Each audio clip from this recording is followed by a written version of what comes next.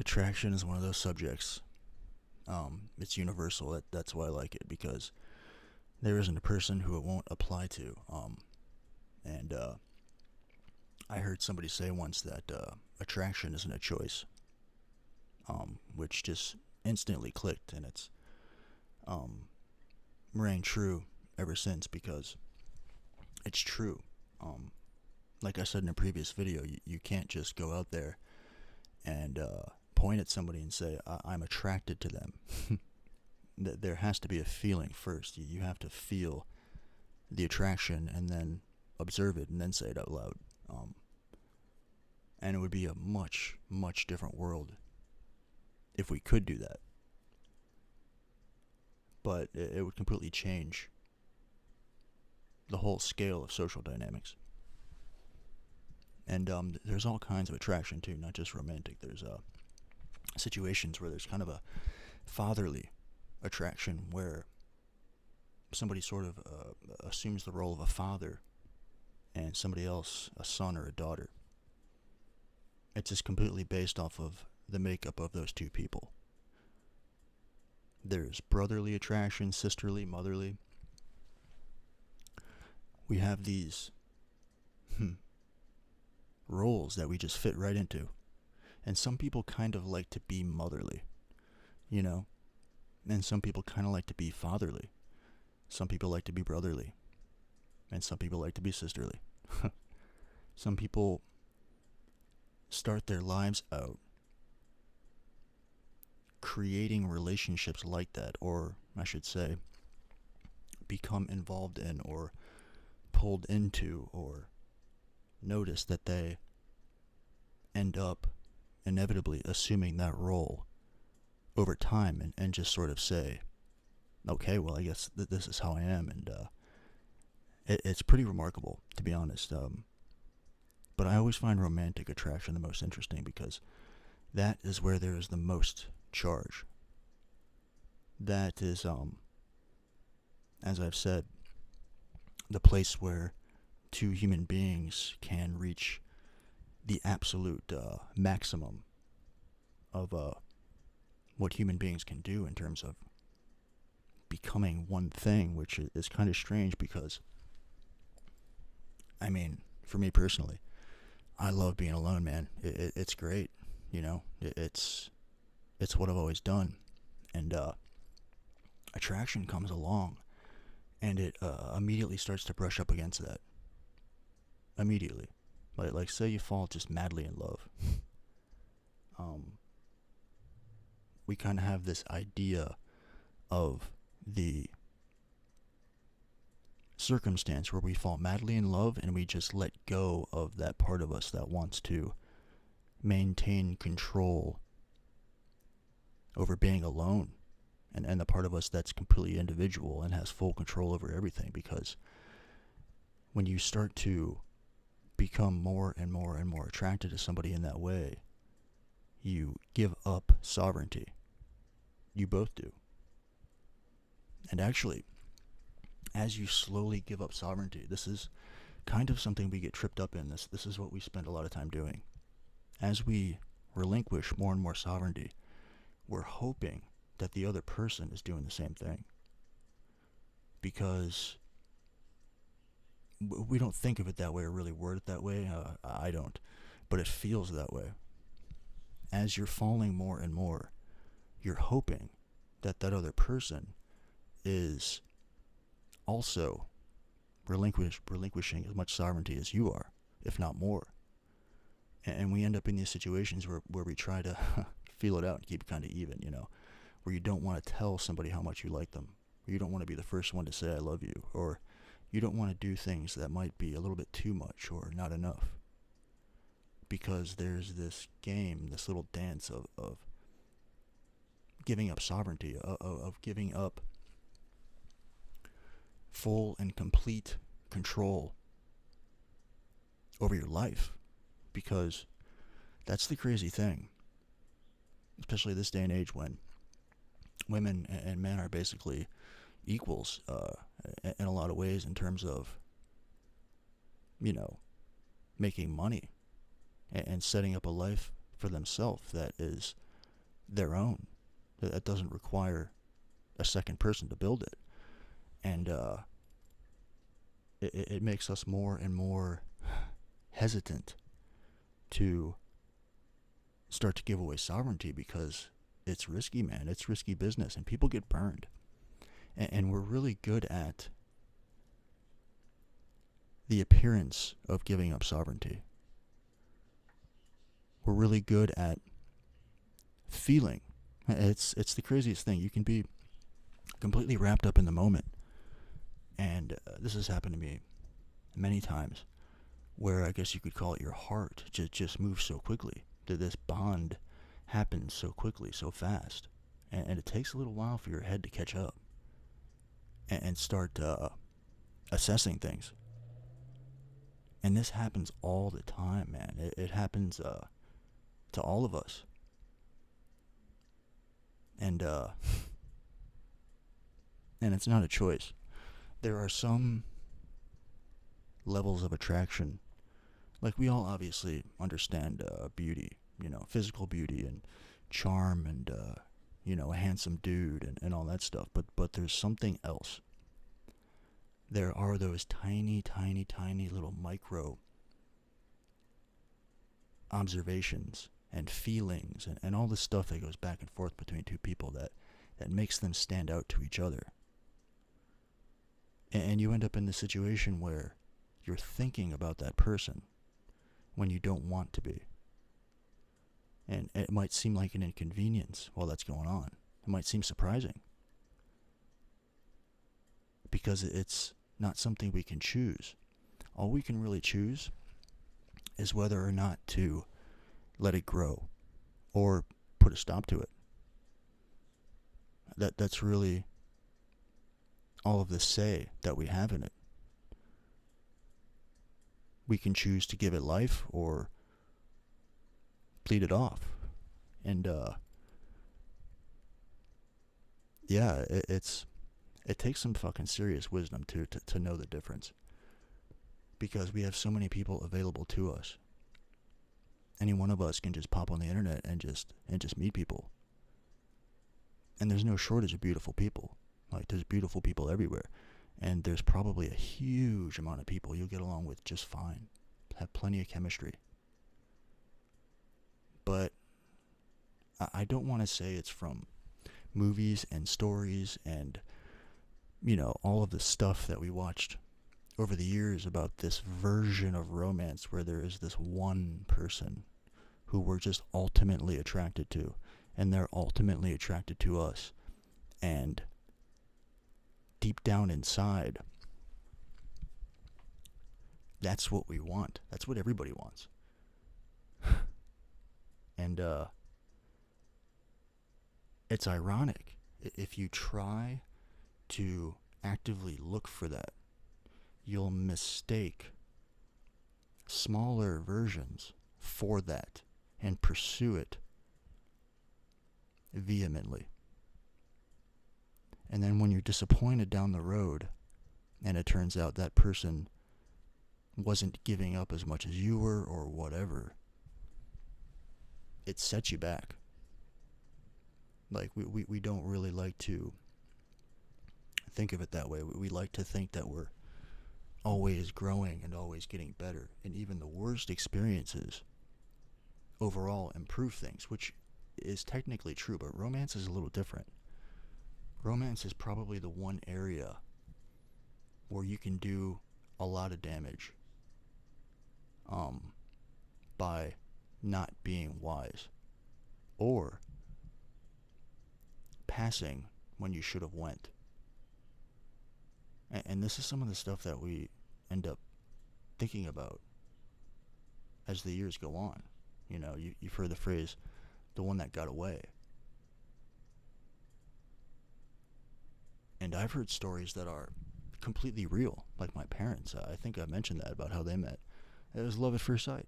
They saw each other and there was just instant attraction, as if the stars had aligned, and there they were. And same with my grandparents. My family is loaded with people who just met, and that was it. There was no bullshit. They were just straight into it. But it is up to us, man. It's our generation who has to like navigate this situation where attraction occurs, but we're hesitant to give away sovereignty at the same time. You know? Because, and I get it, you know? I mean, some of us, male and female, some people are almost universally appealing. Some people could, theoretically, settle down with just about anyone at any time. But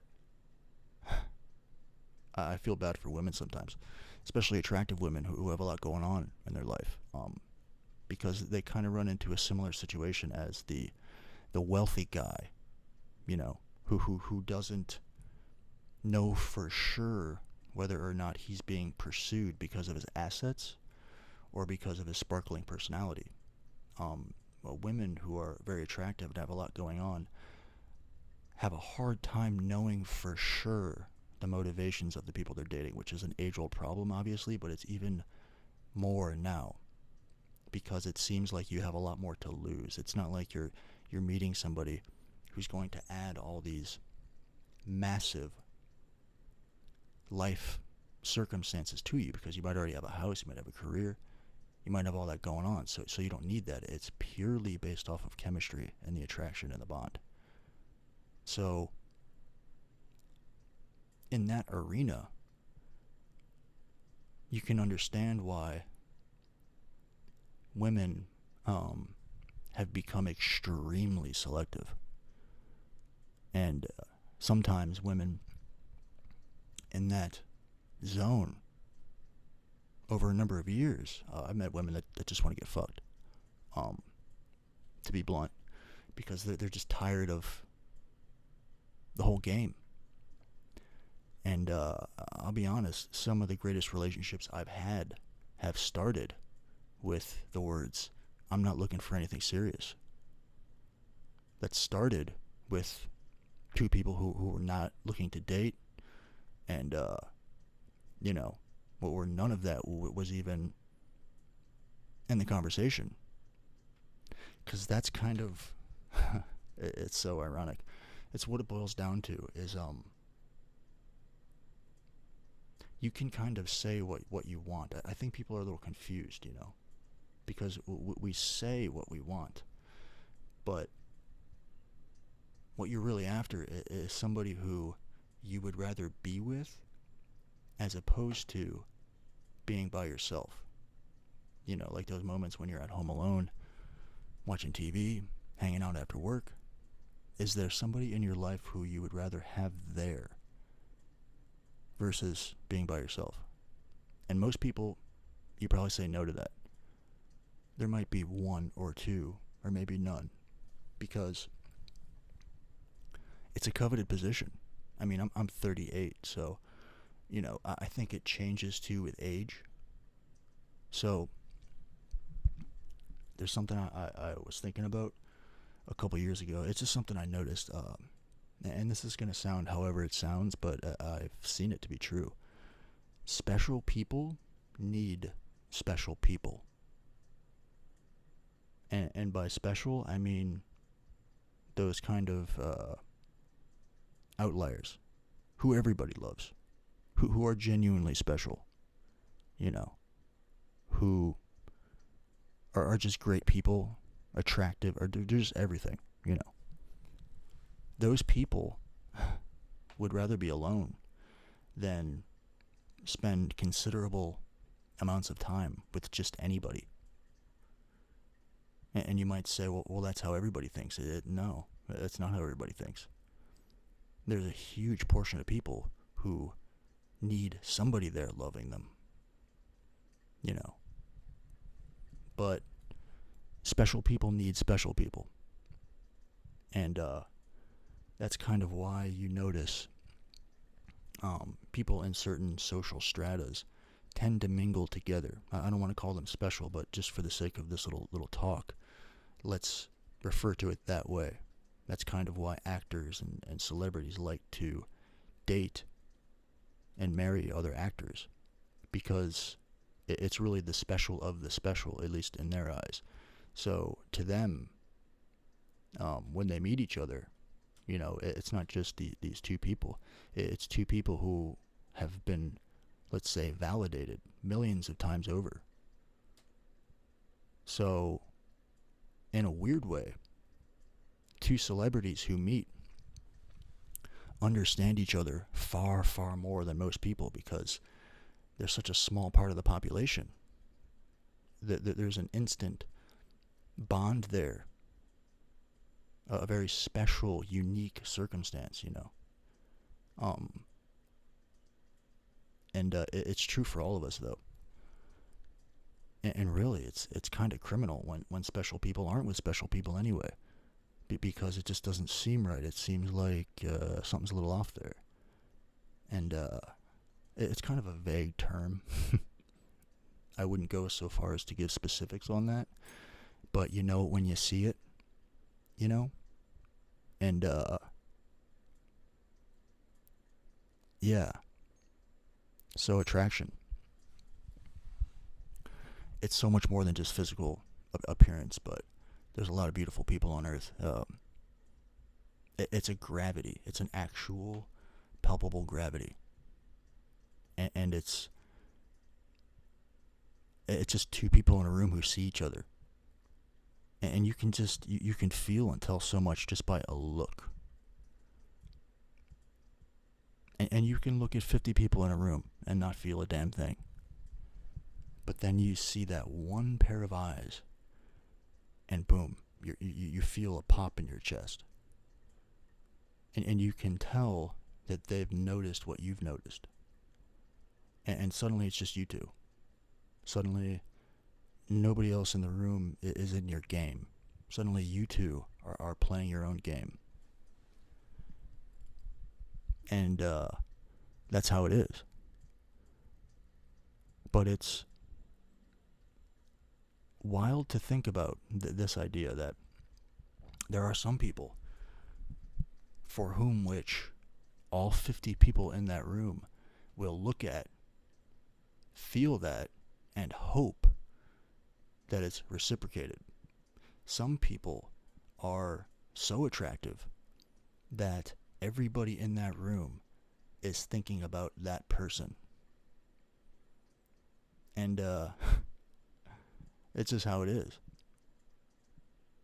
Some people have such a magnetism. Just by they could be sitting there not doing or saying a word. Some people just draw in the attention, the adoration, the wonder of other humans around them pretty much all the time, whether they want to or not. And it's a combination of how they look and their entire life experience up until that point. And for men, sometimes it's a little bit more simple. Because, well, women are completely smitten by an extremely handsome dude as well. But once a woman finds out that this guy's dumb as shit, the magic is gone. It's gone, Women are hoping when she sees that handsome guy that there are levels there, that there's a whole lot going on that she can explore and never know about. She's hoping that there are elements to this dude that she will never know. She's hoping she cannot figure him out, which is part of her motivation in trying. But if a woman notices a really handsome dude and he is just dumb as shit and she can figure him out in half a second, there is absolutely no magic whatsoever, It's really interesting. I've seen it 1,000 times. And for men, we see that beautiful lady over there. And for us, just the presence of beauty is hypnotic. And part of the measure of a man is his ability to look right past that, to see it, to understand it, to know it, to appreciate it, but then say, well, what does her laugh sound like? What does she think about the world? I want to know. I need to know. And so he finds out. And then there's these other situations that are like anti-attraction, that are the exact opposite of attraction. The recoil, completely repellent. You'll meet somebody and they'll make you basically feel disgusted, to be honest. Like, that's probably the best word I can think of. Where you actually feel disgust. Which is the polar opposite of that sort of dreamy magic feeling, you know, where you feel like you're at the right place at the right time. You just want to get away from that person as soon as humanly possible, because you actually feel like you don't want their essence intermingling with yours anymore, you know. It feels like they're taking, even though they're not. That's how little you want to do with what they have going on. Which I've also seen many times. It's interesting out there, man. Like, if you're observant and, you know, you're good at noticing things and patterns and whatever, there's nothing more fascinating than people. Nothing more interesting than people. Like, there's some beautiful landscapes and scenes, and the sky is beautiful, and there's all kinds of beautiful art, but the most beautiful thing I've ever seen is a person and the way they exist. And, you know, to me, that's what I like involving myself in.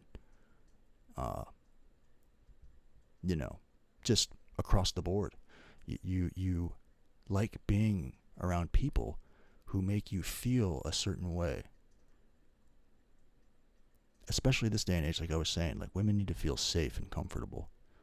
They need to know that there isn't some level that you have that's hidden away that's going to trip up at some point and just completely upend her assumptions.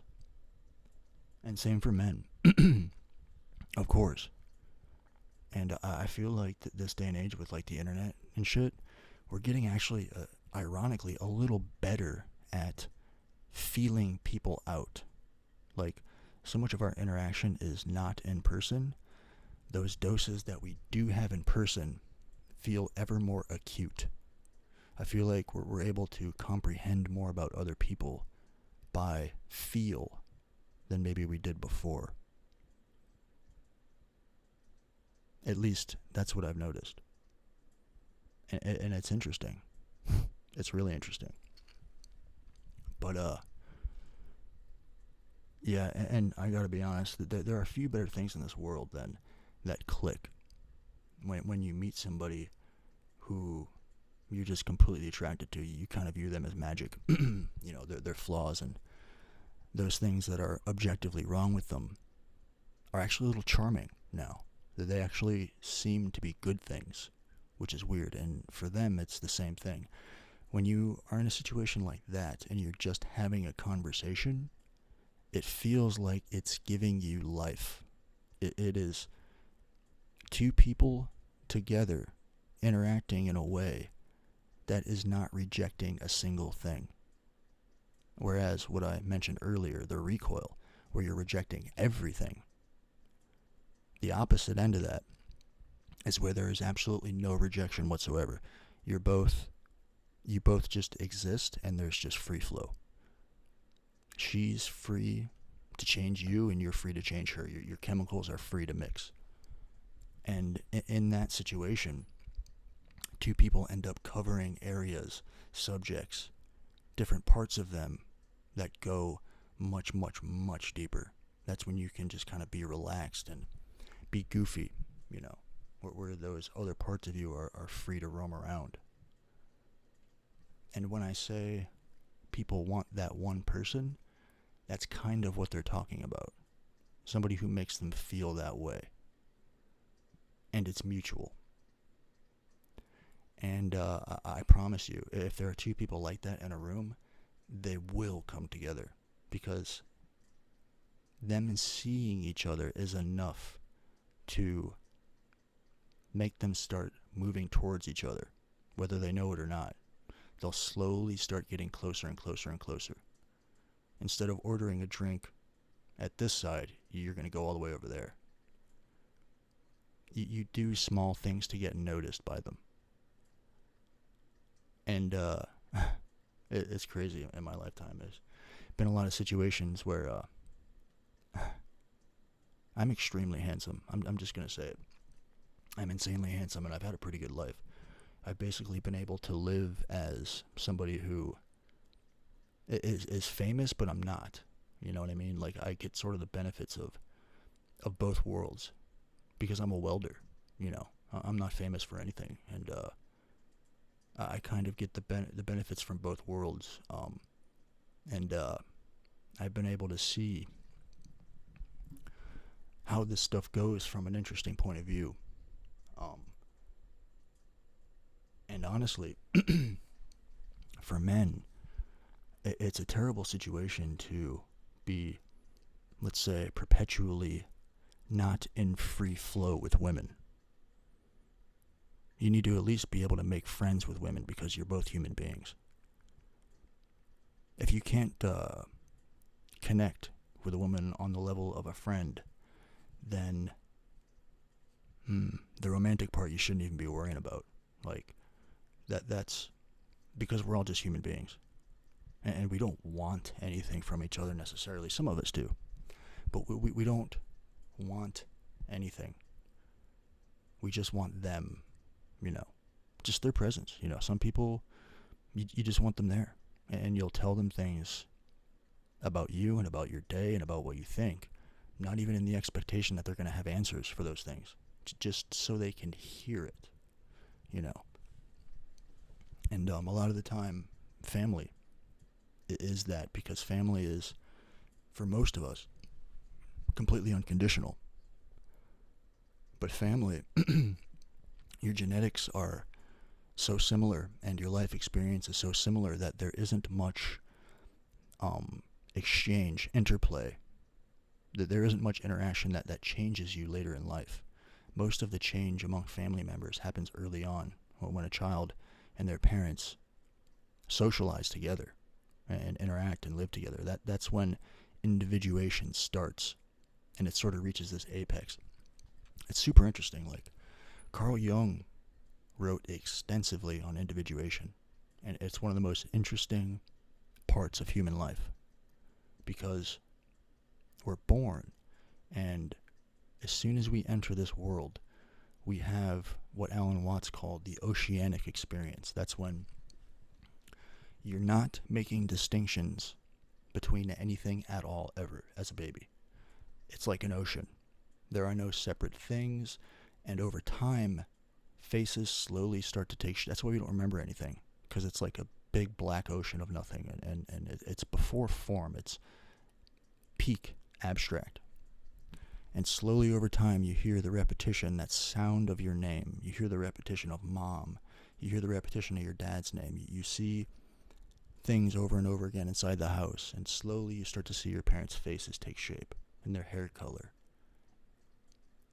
And slowly you start to feel their very being, their love, or the opposite of that. And slowly you become sovereign. You start out as a 50-50 split between a man and a woman in this oceanic zone, and you slowly start to individuate. Those 50-50 split set of genes slowly starts to intermingle in more and more complex ways that eventually become an individual. And if you have siblings, it really speeds that up. If you're an only child, you're going to be a little bit slower on the individuation.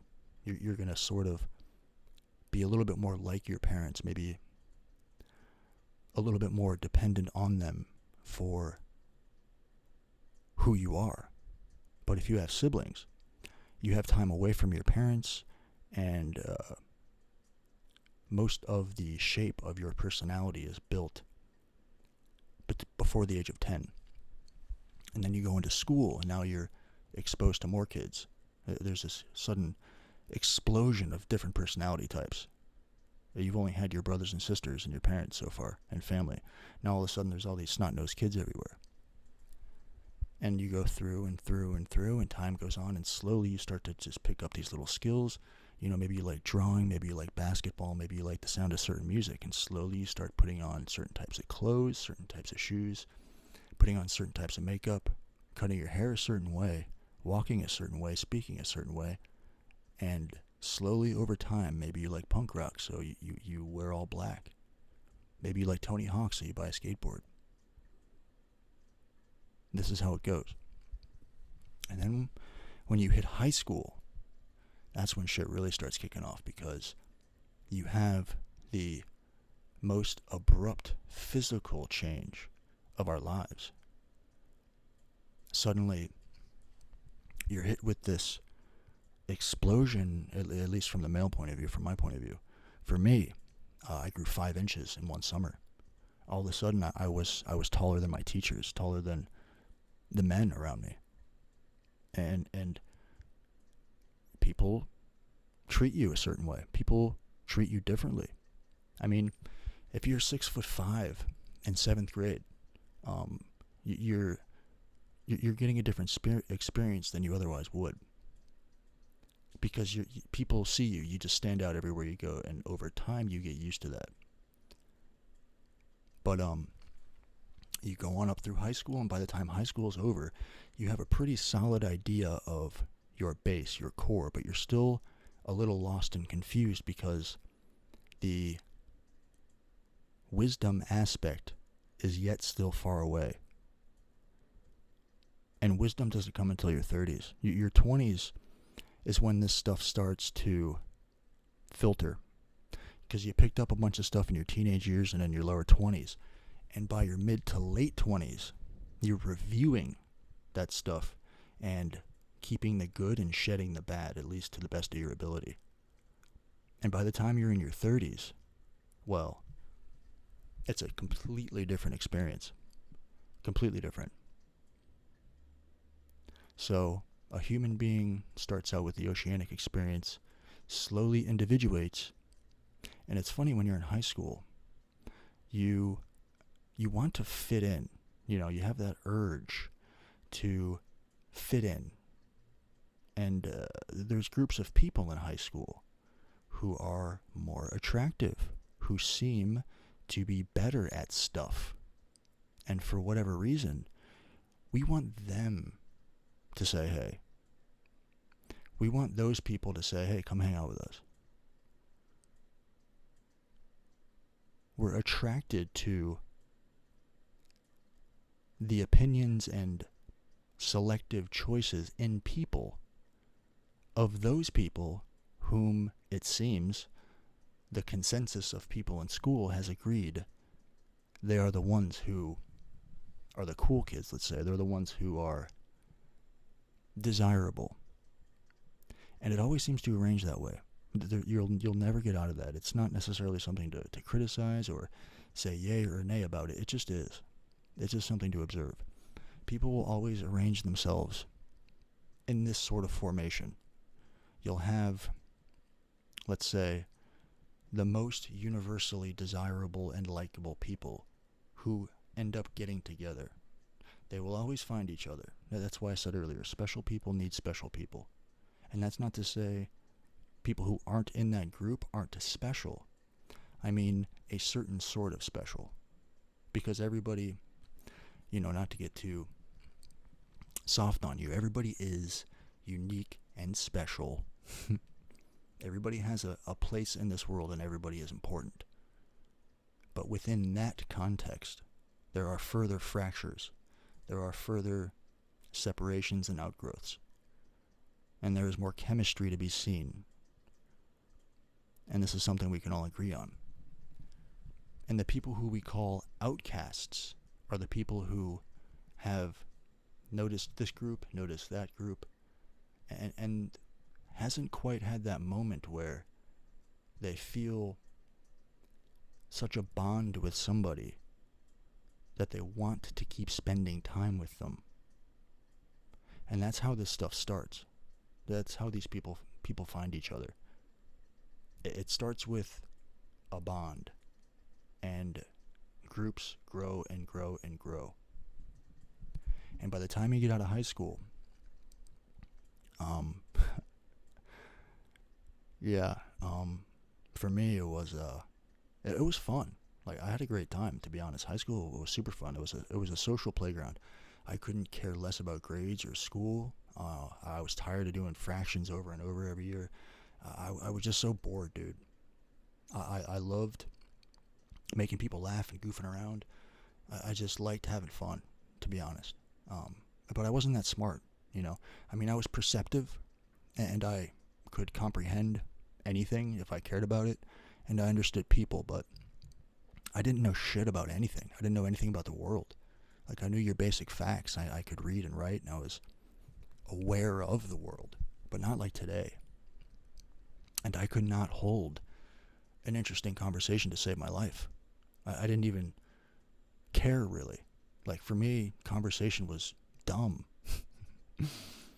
And, yeah, I just liked standing around looking good, I guess, you know, and you know, for me, individuation happened early because I played basketball, and I just decimated everybody. I was noticeably better than my peers, especially after I shot up. And for me, early on, I already knew that I don't want to say I was better than people, but I knew that I was not. I knew that I was above average. Let's put it in the kindest way possible.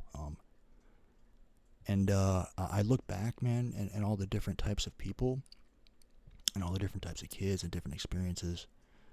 I think about the people who didn't get picked for teams, and I genuinely wonder.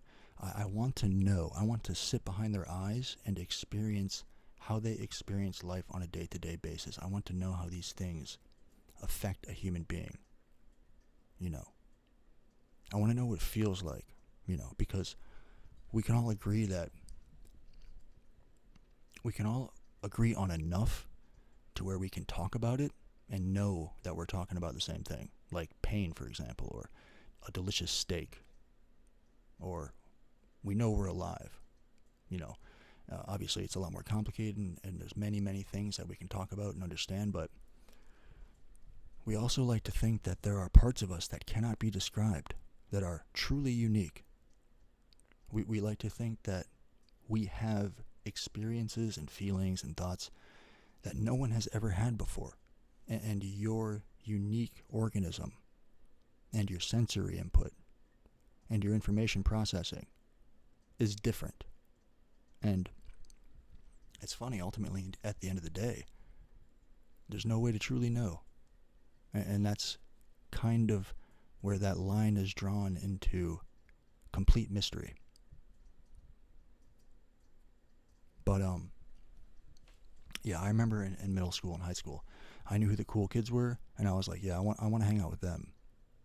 So, but everybody knew who I was because I played basketball and I was so good at it. The cool kids played basketball too, and I decimated them too. So, yeah, it was only a matter of time. But I don't know, man. If I ever had kids, I would probably just do it how my parents did it. You know, like my parents are two of the best people on earth, and I'm not even just talking bias. Like, they are two good human beings. Like, yeah, and that's probably how I would be. You know, as long as you love your kids, but you don't just let them get away with everything because you know that you've literally been on Earth longer, so your words carry more weight, and you're able to make them actually not just hear you, but listen. Like, my dad was a source of authority, and my mom was just hilarious and soft, you know. But, anyway. And there's also friendly attraction, where best friends happen. I'm sure most of us have been in a situation where we have like a best friend, you know. Even if you guys are within a group, there's just something about the two of your bond that is particular, where you would prefer their company, as I said, over being alone. Like, you'll call them over just to sit and not talk. You just want them there. And best friends are almost like a preview to marriage, because in that situation, you know so much about them and the things that are objectively flaws. You wouldn't maybe really call them that, because you understand them more. And even when you have somebody that's that close with you, you still bicker sometimes and fight and disagree and stuff, you know? It's still human. The only difference between a best friend and somebody who isn't is how much of them we import, and for them, how much of us they import. And a marriage is the same way. Imagine being married and not importing your husband or wife's anything. Imagine if you selectively imported their day-to-day. You know, it's just an interesting situation when two people get together and they get married and they fall in love and stuff. How both people remain as individuals, yet become a single entity at the same time. That's always kind of fascinated me. And then as an extension of that, those two people who become technically one entity make entities who are comprised of half of each of them. And then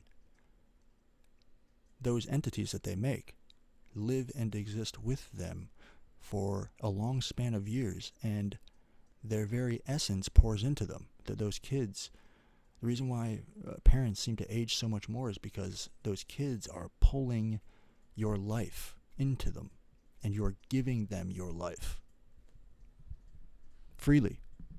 You love them so much that you don't hold on to your very life force. You just pour it into them. Because those kids, if they weren't your kids and they were just people, and they said some of the stuff that they say and do some of the stuff that they do, you could just say fuck you and you know, not have to worry about them. But they're your kids. They are a product of this love and all this. So you have to freely pour yourself. And those kids take, man. I mean, I was trouble, man. I was trouble, but, you know, in a good way. But then later on in life, this is the funny thing. Those kids come back around and return the favor and start pouring themselves into the parents. It's this weird on-off, back and forth cycle. And my dad always said he's happy with us as long as we turn out as decent people, you know? And, I mean, really, it's, doesn't get much better than that, to be honest. But this is another thing. There's charm, seduction, but laughter binds you. You ever think about what laughing is? While you laugh, laughing is a distinctly different human behavior than anything else. Because you don't do it on purpose, just like attraction. It happens to you. You have to actually stop yourself from laughing sometimes, because it's happening to you. That laughter is, let's say somebody made you laugh. That laughter is that person, that situation, that experience, that event pouring into you. That is you literally in real time binding with whatever that was, with that person, with that atmosphere, with whatever. So a group of people who are genuinely laughing, that's a close group of people, not because they, let's say, try to look as if they're a close group of people. Chances are, if you're laughing, then things are okay. Things are generally good. And I mean genuinely laughing. Like, I have a friend named Mike, and years ago he told me, he's like, I don't fake laugh. I don't pretend to laugh anymore. And this was like in our lower 20s. And up until that point, I did. Like, if somebody said something that wasn't funny, or, maybe I didn't know how to respond, I would just laugh, And when I heard him say that, I was like, you know what? Yeah, you're right, dude. It costs me energy to fake laugh. Like, so I don't do it. If there's nothing to laugh at, there's nothing to laugh at. But people who are laughing are in real time binding. And people who go through, let's say, traumatic events, people who go through events that test you, that binds you as well. Spending time together with anybody at all who doesn't completely make you recoil, even if they do at first, you're still binding. If you're stuck with somebody you hate for a year straight, by the end of that year, you two are bound, whether you like it or not, because human beings next to each other, in the same proximity, are exchanging on the atomic level all the time. And that's a whole other subject, but it's remarkable how we are basically a field, and at the same time we are a singular point, a place, a defined thing, but we're also a field, and there are all sorts of things passing through us all the time, and some things stop and become part of us and collect, and some things go right through us. And when two people are near each other, you're not only collecting, but you're radiating, and you exchange.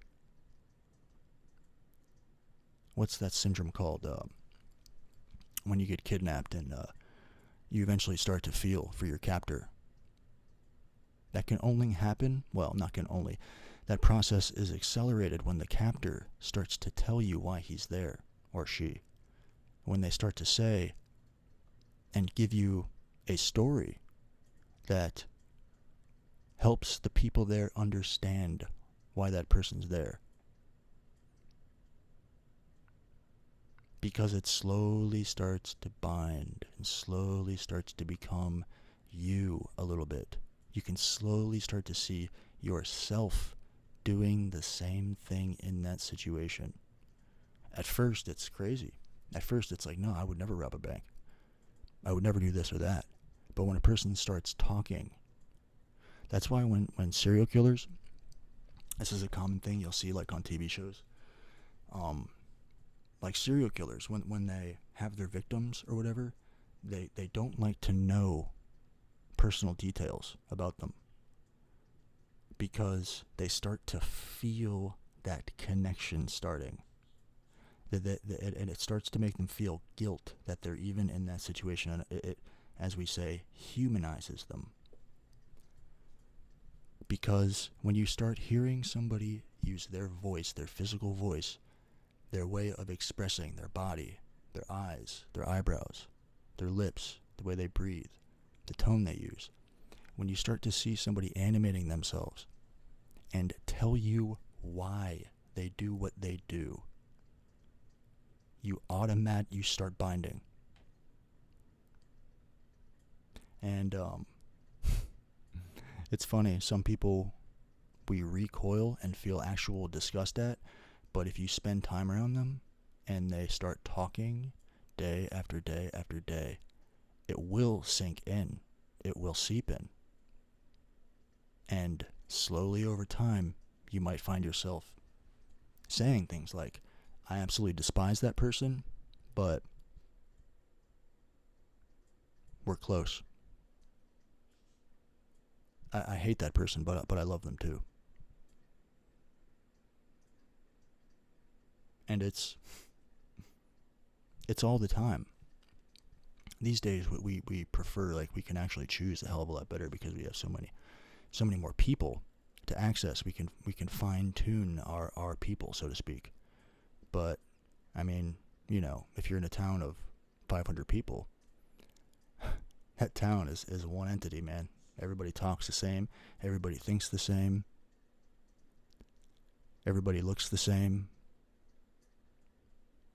Because they all become each other, slowly but surely. And the bigger the city, the more unique the characters, because it's too big for that. After a certain point, there's just too many people. But we have things like sports teams and all kinds of things that bind us, no matter how big the city is, like the United States, the whole country itself. People we've never met, what we're already bound to. All we have to see is that little flag, you know. And that's the interesting thing, is we're like pre-bound to some people. And attraction, especially romantic attraction, this day and age, I think I've said this before, people are getting together less and less, and people are becoming far more picky and stuff. But when good pairs actually do get together, I think they are some of the most fantastic pairs I've ever seen. Like, I've seen a lot of really good couples where I'm just like, dude, I'm so glad they're together. Like just those two together is fucking great. You know what I mean? Like, they were great by themselves, but since they're together now, it just makes you happy. You know what I mean? It just... And then there's other pairs where you wonder, and you think that there must be something else there, some other angle that I don't know about yet. Because, man, when you're around two people, especially two people who are supposed to be in a romantic situation, and you feel how they go back and forth, I don't know about you guys, but a couple doesn't even really have to outwardly say or do anything that's descriptive of how their relationship is. You can just tell by the whole thing at large how it feels. And it's just interesting to think about. And how it's not a choice. And how it's chemical as well as energetic. And how far romantic relationships can go. And even within the best romantic relationships, even among the romantic situations where there is this very, very strong gravity, and unique at that, even in that situation, you still have to keep yourself sovereign, at least 50%, not withheld, but sovereign. Otherwise, you'll become so much of each other that you may lose what brought you there in the first place. And maybe part of what brought you there in the first place was the possibility of this level of compatibility. But speaking to men in particular, overall in the United States, I think it's more of a global trend. Fellas, you're too much like women. I don't mean that as an insult, but you're too much like women. I'm just gonna say it. Like, and no matter how much a lady names certain characteristics that she likes in a man, she also wants a barbarian, or at least a man who is a barbarian in some way, or an animal who is good yet lethal, who is sharp yet kind, who is strong, who is a man, you know. And women, you're becoming too much like men. After the internet and all this stuff, and after we kind of broke out, we became so exposed to each other. Exposed without real binds. You know, without personal real binds. Just a general showing of each other on the internet all the time. We started to adopt each other's characteristics. And not just that, our ways of feeling as well. Like, I honestly think it's part of the initial shock of all this, but yeah, when a woman says she likes a man who's sensitive and listens, she's talking about a man who knows how to fuck her. To be frank, she's talking about a man who can pick her up and throw her over his shoulder and take her away, who's also a gentleman. She's talking about a guy who can look at her and just make her body betray her. She's not talking about a guy who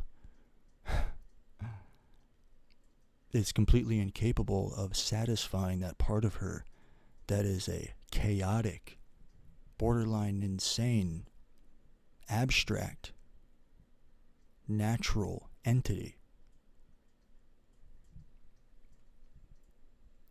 A woman